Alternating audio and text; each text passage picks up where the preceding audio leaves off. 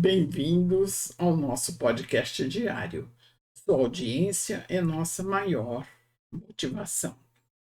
Maria, sob os convites de Jesus, vai nos levar a que entendamos um processo, quer dizer, uma sequência de fatos nos quais um gera ou decorre do outro, causando repercussões, elaborando transformações, que no fim resultarão em algo melhor, por assim dizer, do que a ideia inicial. Então, nós vamos estudar uma sequência, quer dizer, nos 3 ou 4 dias próximos, nós vamos estudar a culpa, o remorso, o arrependimento e a reparação, que são, como eu disse antes, uma sequência de fatos nos quais um decorre do outro. E vamos nos deter primeiramente, então, na culpa, que é o que nós sentimos quando lembramos que não fizemos algo de bom, que nós podemos ter causado algum prejuízo a mim mesmo ou a outros. E aí surge esse sentimento. E se não for trabalhada, a culpa gera o remorso vai gerar o arrependimento. E nós vamos nos manter nessas lembranças amargas do que fizemos ou deixamos de fazer, e aos poucos nós vamos nos fechando de forma que não conseguimos sair do campo em que vamos nos projetando. Então a culpa vai surgir, frisando, quando nós transgredimos, ultrapassamos algum limites, fizemos algo contra nós mesmos, contra os outros, contra a lei, tivemos uma ação imprudente que causou consequências desagradáveis, certo? Então, isso daí acontece porque o ato errado, aquilo que nós não fizemos como deveríamos ter feito, grava-se na consciência e ele passa a fazer parte do indivíduo, por exemplo. De tal modo é intenso isso que a pessoa começa a ver apenas as coisas negativas que faz e começa a se entender que ela não tem condição de fazer diferente.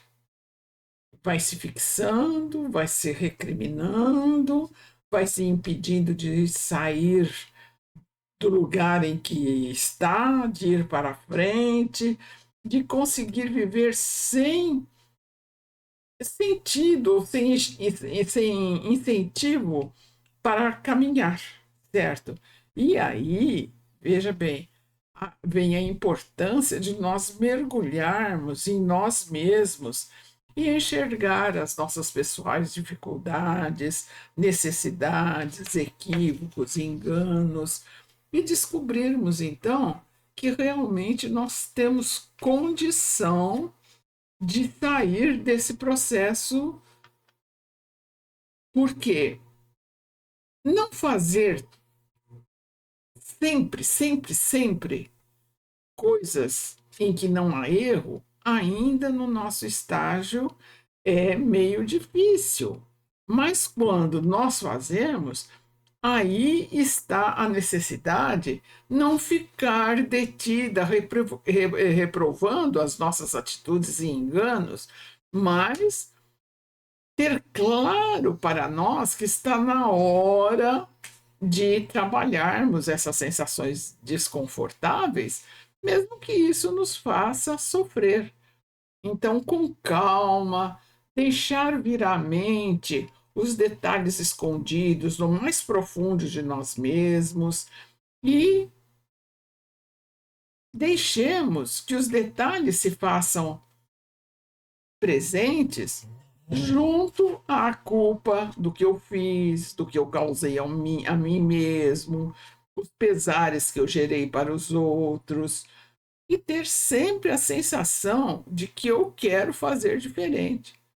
Parar de pensar, eu sou péssimo, eu não sou um bom amigo, eu sou um péssimo pai, mãe, irmão, eu menti, eu enganei, eu roubei, eu difamei, faço tudo errado, sou horrível. Pare com isso. Isso daí, esse aceite sem fazer nada, tira o ânimo de qualquer um e eu me aceito realmente como incapaz. Eu me envolvo numa paralisia e me convenço de que não tem mais nada para fazer.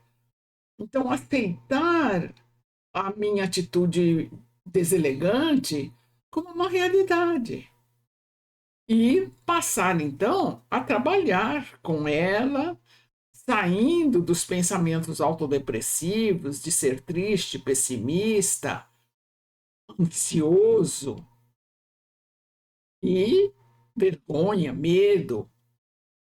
E quando isso acontece, o ser se marginaliza. Daí a importância de trabalhar os processos que estão gerando culpa em mim, tendo certezas, não como justificativa, mas como realidade de vida, não deixando que a culpa me domine, mas antes agir, praticar esta ou aquela ação em contrário àquilo que tanto hoje me preocupa. Não esquecer que essas atitudes deselegantes que nós possamos ter, infelizmente, ainda elas fazem parte das experiências que precisamos para nos renovar. Então, ao invés da culpa, a responsabilização.